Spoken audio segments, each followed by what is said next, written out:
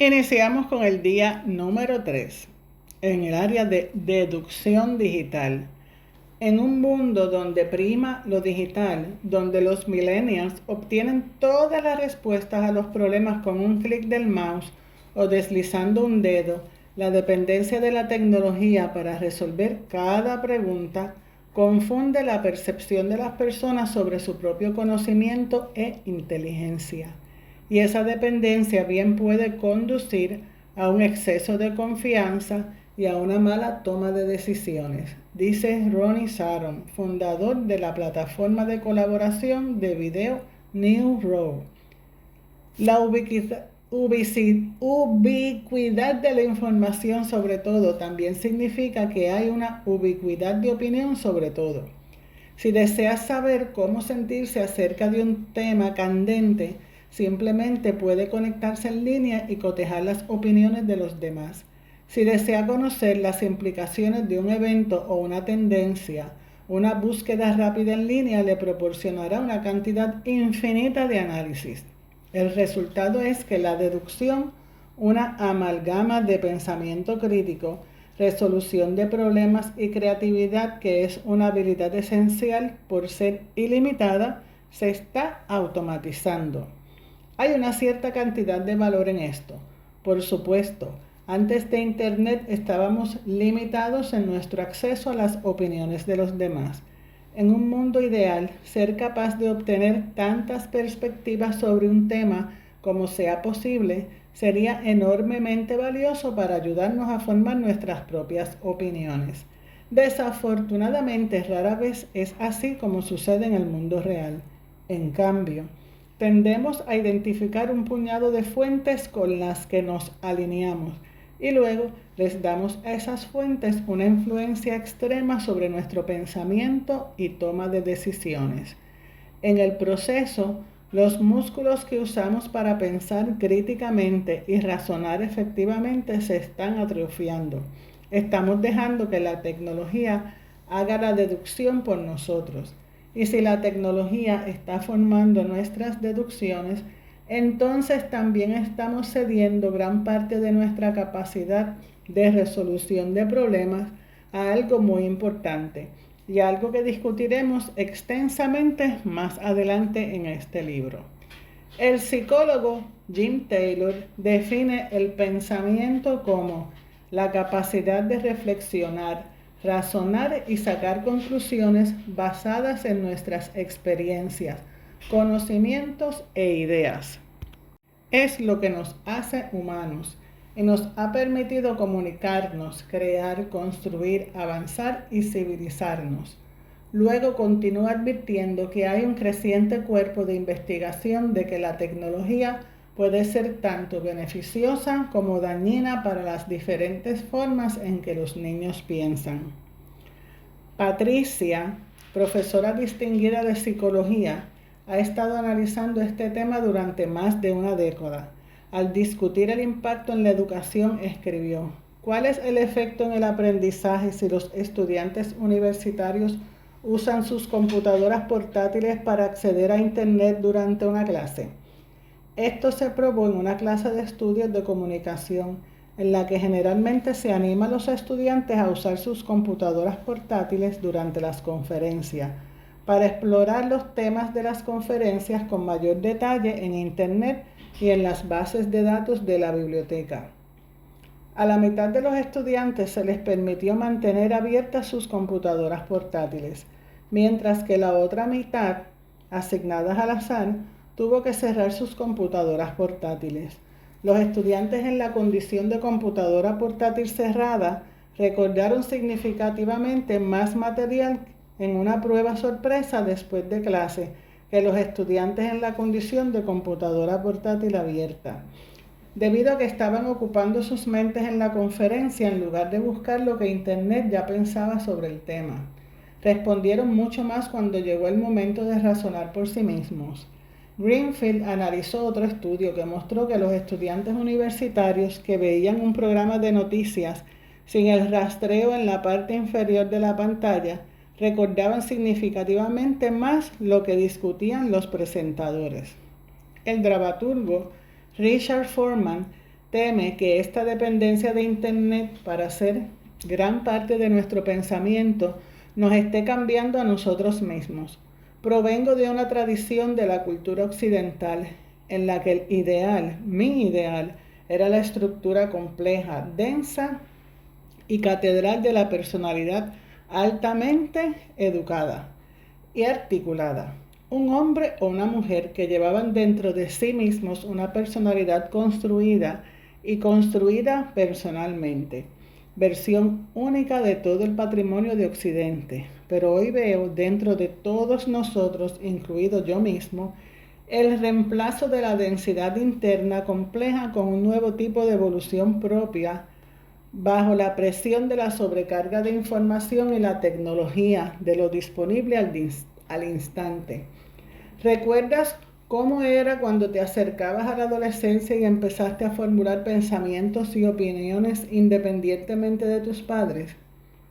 Mi suposición es que esta experiencia fue extremadamente liberadora para ti y que incluso podría haber sido la primera vez en tu vida en la que realmente te sentiste como tu propia persona.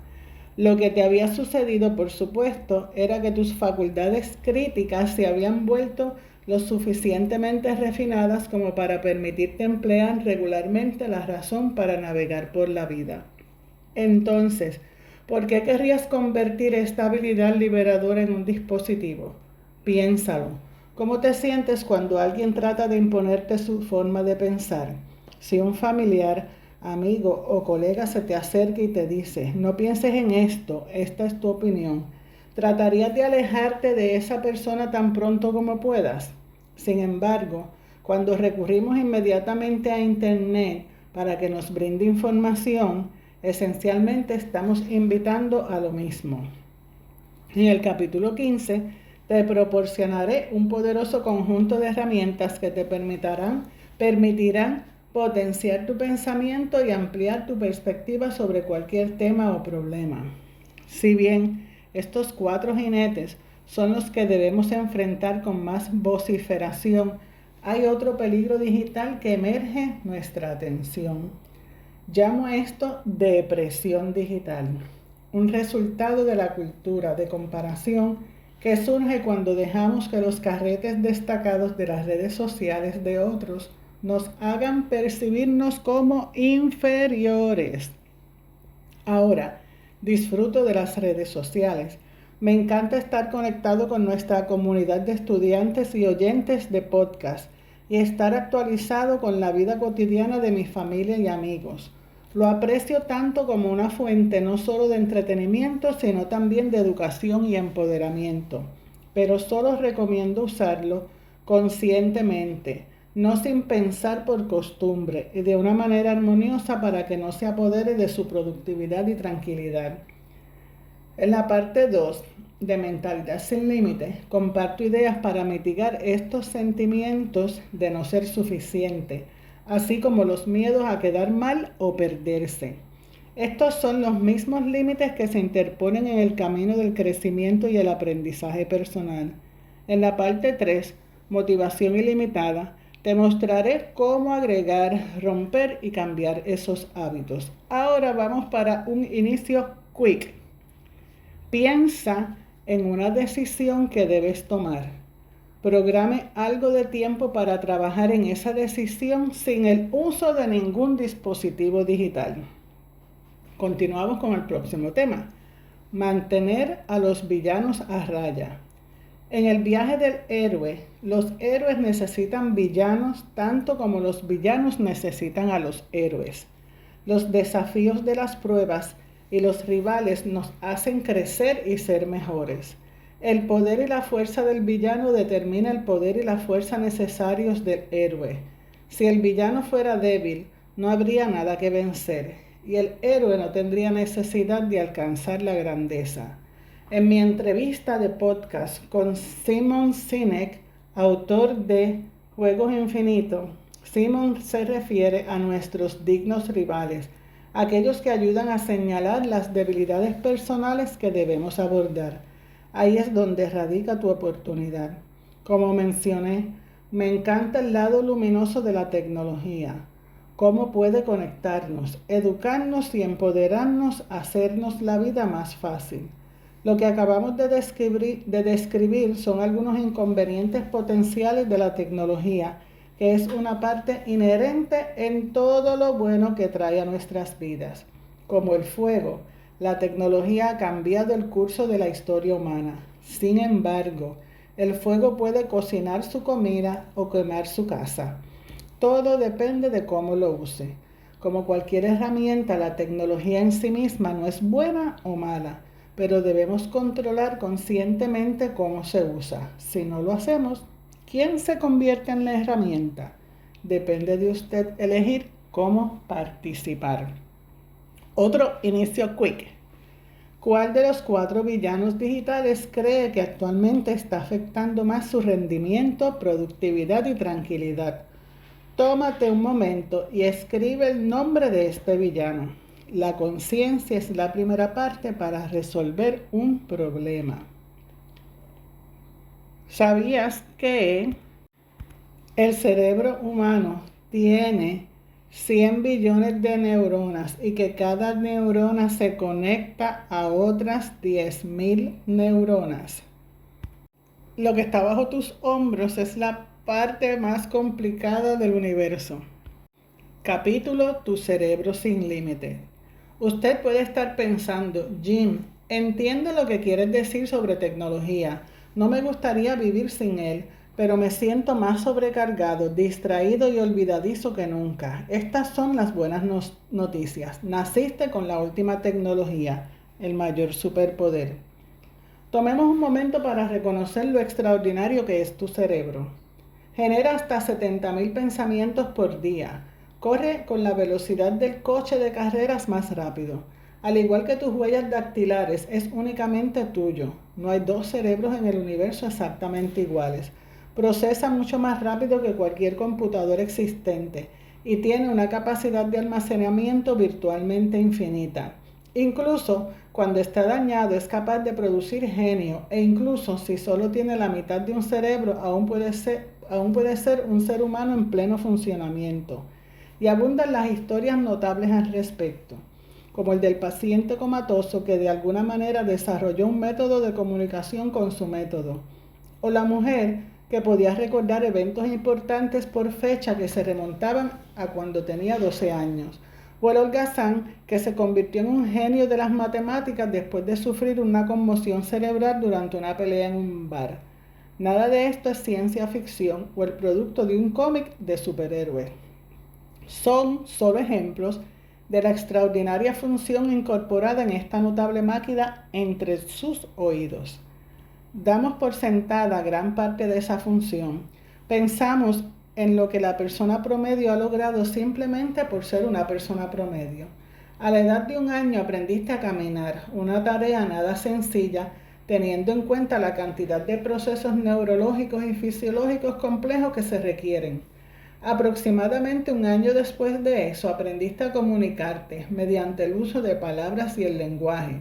Aprendiste docenas de palabras nuevas y sus significados diariamente y seguiste haciéndolo durante toda la escuela.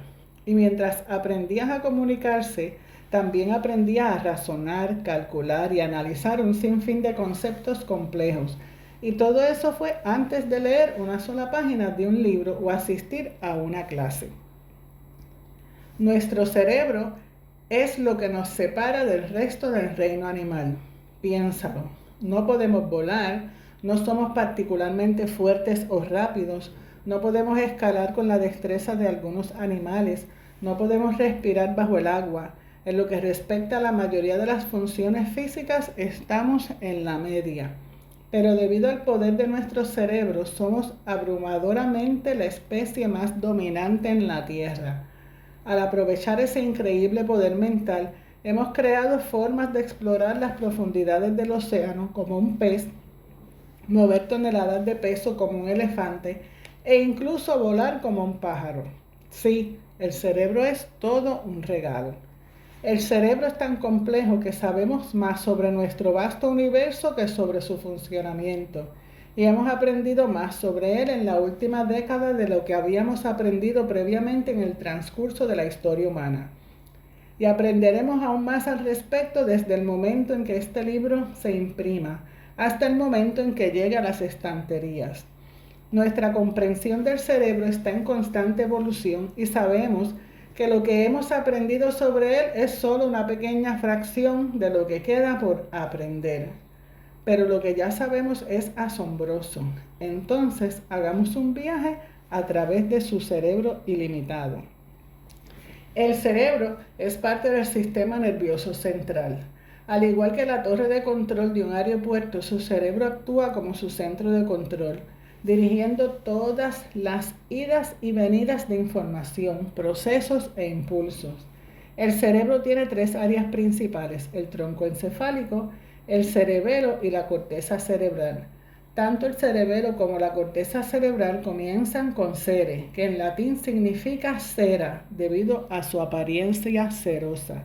El cerebro está hecho de grasa y agua, pesa aproximadamente 3 libras y facilita un poder y una habilidad increíbles. El tronco cerebral modera las funciones básicas que necesitamos para vivir, como respirar, mantener un ritmo cardíaco regular, los impulsos de comer o tener relaciones sexuales y nuestras respuestas de lucha o huida. Está ubicado en la parte superior de la columna vertebral, en la base del cráneo, enterrado profundamente en el cerebro, en la parte posterior del cerebro. El cerebelo es responsable de moderar el movimiento y la coordinación. También hay cada vez más evidencia de que juega un papel en nuestra toma de decisiones. La corteza cerebral es la parte más grande de nuestro cerebro, donde tiene lugar la mayor parte de nuestro pensamiento complejo, memoria a corto plazo y estimulación sensorial. Está formado por los lóbulos occipital, parietal, temporal y frontal. Nuestros lóbulos frontales son donde tiene la mayor parte de nuestro pensamiento, donde se derivan la lógica y la creatividad. El cerebro se divide en 2 mitades, que están conectadas por el cuerpo calloso, que actúa como un manojo de cables telefónicos entre los lóbulos, enviando mensajes de un lado a otro. En este momento tiene alrededor de 86.000 millones de neuronas, también llamadas células cerebrales, activando y actuando juntas mientras lee estas palabras y asimila la información en estas páginas. Estas señales neuronales se liberan en el cerebro y son recibidas por los neurotransmisores, que luego transmiten el mensaje a otros neurotransmisores o detienen el mensaje por completo si esa es la respuesta adecuada. Solíamos pensar que alcanzamos nuestro pico neurológico al final de la adolescencia, después de lo cual nuestro cerebro nunca cambió, excepto para deteriorarse. Ahora sabemos que esto está lejos de la verdad. Nuestros cerebros tienen la capacidad de neuroplasticidad, lo que significa que puede ser cambiado y moldeado por nuestras acciones y por nuestro entorno. Su cerebro siempre está cambiando y amoldándose a su entorno, ya las demandas que le impone. Debido a que nuestros cerebros están sujetos a la influencia de nuestros genes y el medio ambiente, cada uno de nosotros posee un cerebro que es completamente único para nosotros. Son como copos de nieve, no hay 2 iguales. Cada cerebro se adapta a las necesidades de su dueño. Miremos a alguien criado en un ambiente que estaba lleno de factores estresantes como la pobreza, la falta de acceso a los alimentos o la falta de seguridad. Esa persona tendrá una estructura cerebral muy diferente a la de alguien criado en un entorno muy cómodo, próspero y bien cuidado. Pero antes de llegar a la conclusión de que un entorno es mejor que el otro y genera un cerebro que funciona mejor, lo desafío a que lo reconsidere. Como dije anteriormente, el cerebro es capaz de moldearse y moldearse, lo que significa que en cualquier momento cualquiera puede decidir cambiar la forma en que funciona su cerebro. Si bien es fácil suponer que la persona que creció en un entorno más estresante y sin apoyo puede no llegar a alcanzar su máximo potencial debido al desarrollo de su cerebro en esas circunstancias, La creciente evidencia sugiere que estas personas pueden prosperar y alcanzar nuevos niveles de éxito, debido a la mentalidad que se ven obligados a desarrollar en tal situación. Con base en la cantidad de personas exitosas que superaron una crianza conflictiva, puede ser que una infancia difícil o una crianza desafiante generen resiliencia, entre otros atributos que conducen al éxito. Entendiendo la neuroplasticidad. ¿Qué podemos aprender de los cerebros de los taxistas de Londres? Esta es la pregunta que planteó la neurocientífica Eleanor Maguire del University College de London, al considerar la gran cantidad de información contenida en los cerebros de los taxistas de la ciudad, apropiadamente llamada el conocimiento. Para obtener sus licencias, los solicitantes viajaban en ciclomotor a través de una sección específica de la ciudad, un radio de 10 kilómetros de la estación, durante 3 o 4 años, memorizando el laberinto de 25.000 calles dentro, así como las miles de atracciones que apoyaban. Incluso después de este intenso estudio, solo alrededor del 50% de los solicitantes aprueban la serie de exámenes de licencia. Quizás, pensó Maguire, los que tienen éxito tenían hipocampos más grandes que el promedio.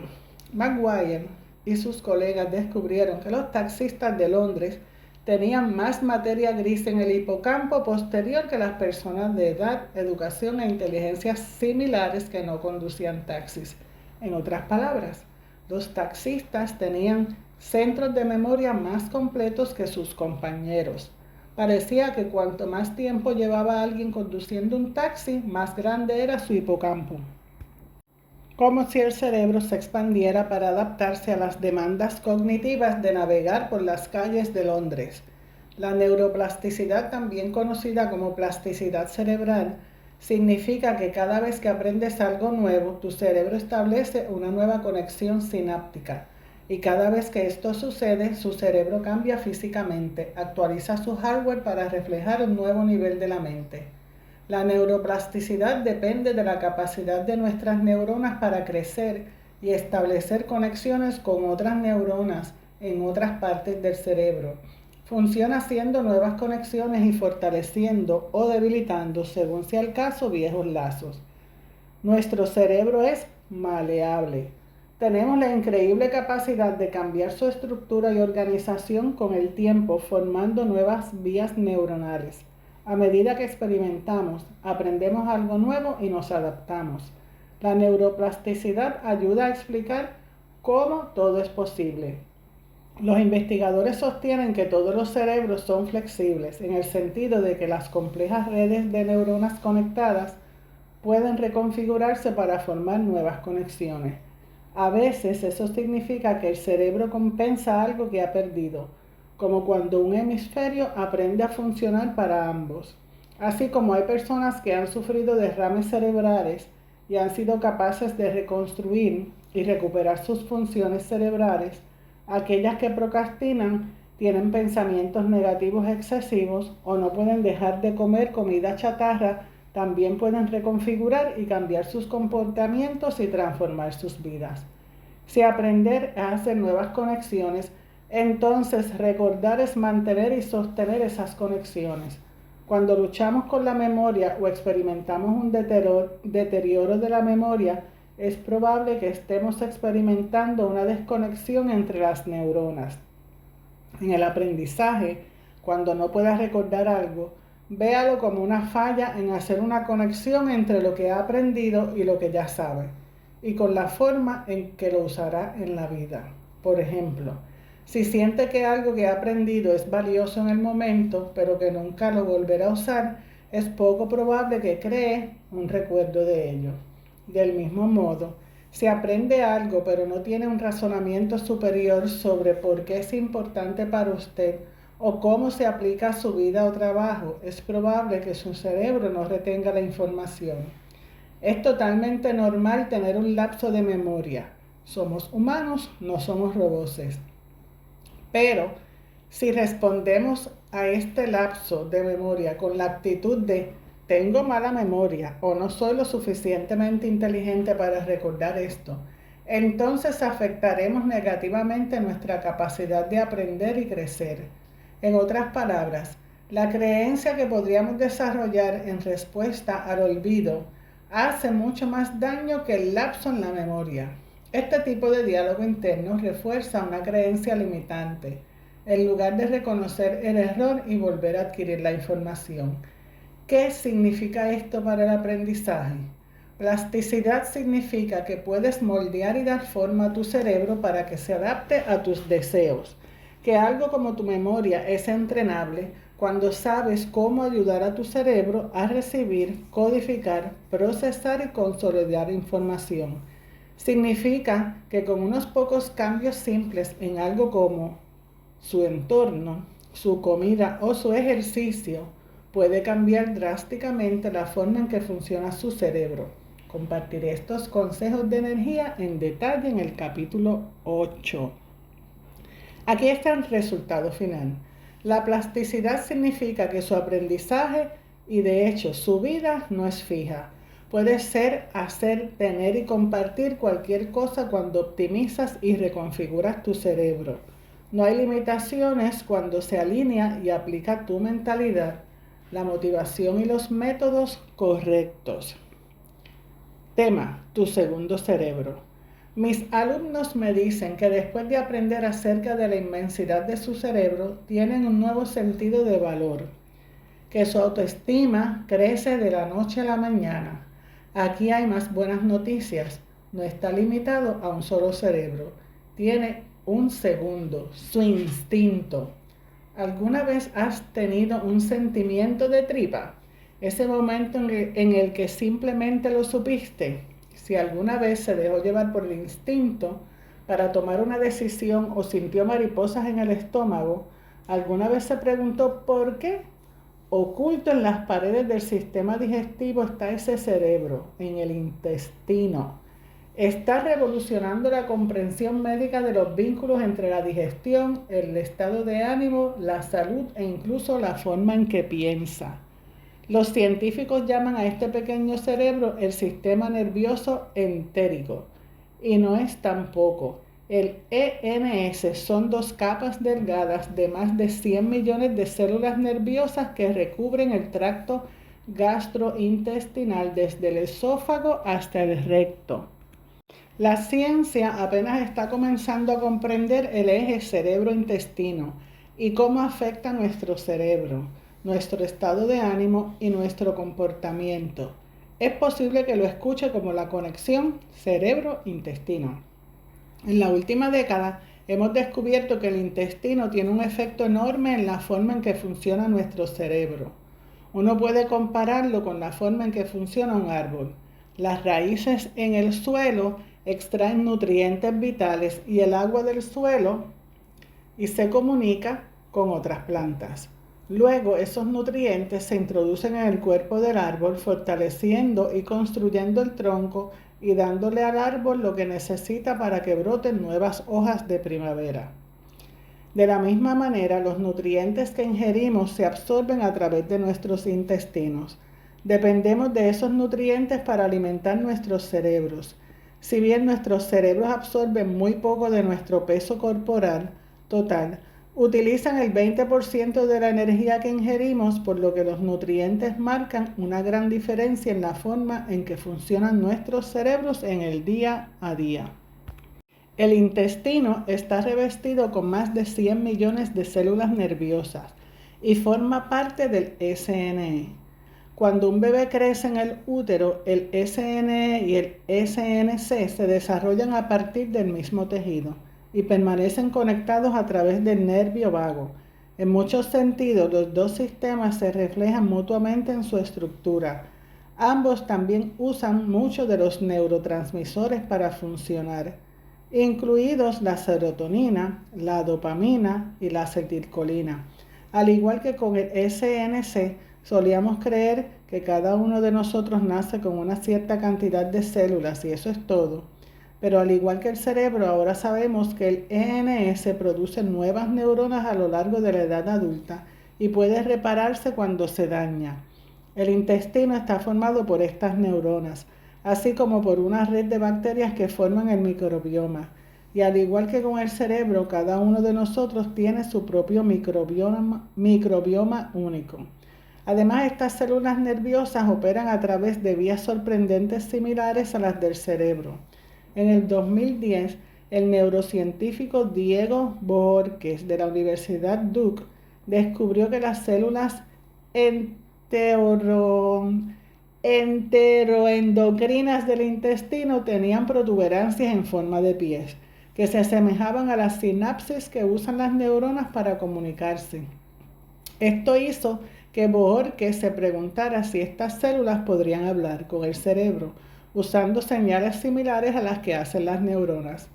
Él planteó la hipótesis de que si esto sucediera, tendrían que estar usando el nervio vago que conecta el intestino y el tronco encefálico. Después de más pruebas, descubrieron que las células, de hecho, usan el nervio vago para recibir mensajes y enviarlos al cerebro, más rápido de lo que podría hacerse a través del torrente sanguíneo. Esfuerzo de equipo. La conexión entre el cerebro y el intestino aún se está explorando, pero parece que funcionan de manera muy similar y que funcionan en conjunto. El pequeño cerebro en conjunción con el grande determina en parte nuestro estado mental. Cuando tienes el presentimiento de que algo no está bien o por el contrario de que debes seguir una corazonada, no es solo una superstición. Tu instinto tiene su propia forma de interpretar los eventos y enviarle señales a tu cerebro. Además, cuando alimentas tu intestino con comida deficiente, también estás alimentando tu cerebro con combustible deficiente. En este momento, tu intestino está digiriendo la comida que acabas de comer y enviando ese combustible a tu cerebro. Al mismo tiempo, una parte de su cerebro está captando la sensación de las páginas debajo de tus dedos, sintiendo la comodidad de la silla que lo sostiene y monitoreando el entorno a su alrededor para asegurarte de que estás a salvo. Otra parte de tu cerebro está absorbiendo los olores del ambiente, tal vez el café, el perfume o el aroma de las páginas del libro. Otra parte de tu cerebro está absorbiendo los símbolos de las palabras en la página de este libro y convirtiéndolos en significado, que luego se procesa y almacena en la memoria a corto plazo, donde luego se enviará a la memoria a largo plazo. Todo esto es para decir que tienes el último superpoder entre tus oídos. También tienes la capacidad de perfeccionar, tambalea y de carga. Déjame repetir esto otra vez porque también tienes la capacidad de perfeccionar ese superpoder y hacerlo más grande o dejar que se tambalee y decaiga. Puedes decidir en qué tipo de entorno vive tu superpoder. Uno que apoye tu misión en la vida o uno que te distraiga de tus mayores sueños. Tema: lo elusivo obvio. Dado que tenemos este tremendo poder de nuestras mentes disponible para nosotros, ¿por qué estamos luchando? Si su cerebro es realmente tan magnífico, ¿por qué nos afecta tanto la sobrecarga, la distracción, el olvido y los sentimientos de insuficiencia? ¿Cómo reconciliamos el hecho de que tenemos tanto potencial, pero tenemos días en los que no podemos recordar un nombre simple o pensar en salir de una bolsa de papel? La respuesta es tan simple, que es casi la elusiva obviedad. No nos enseñaron cómo hacerlo. Dale una idea a una persona y enriquecerá su día. Enséñale a una persona cómo aprender y puede enriquecer su vida. La escuela es un gran lugar para aprender. Allí se nos enseña qué aprender, qué pensar y qué recordar. Pero hay pocas o ninguna clase sobre cómo aprender, cómo pensar y cómo recordar.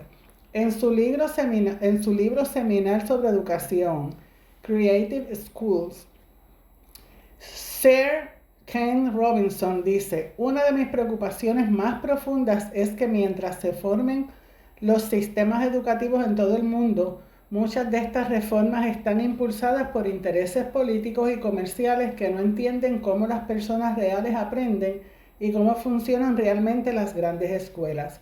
Como resultado, están dañando las perspectivas de innumerables jóvenes.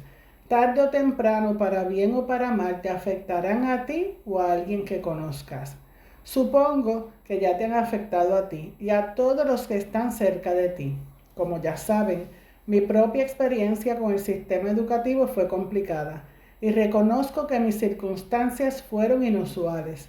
Sin embargo, en realidad, incluso si nunca hubiera tenido ese fatídico traumatismo craneal en el jardín de infantes, probablemente habría obtenido mucho menos de mi educación escolar de lo ideal. Esto se debe a que muchas pocas escuelas en cualquier parte del mundo han incorporado el aprendizaje de cómo aprender en sus currículos. Nos llenarán de información, nos expondrán a grandes obras de literatura, a figuras que cambiaron el curso de la civilización.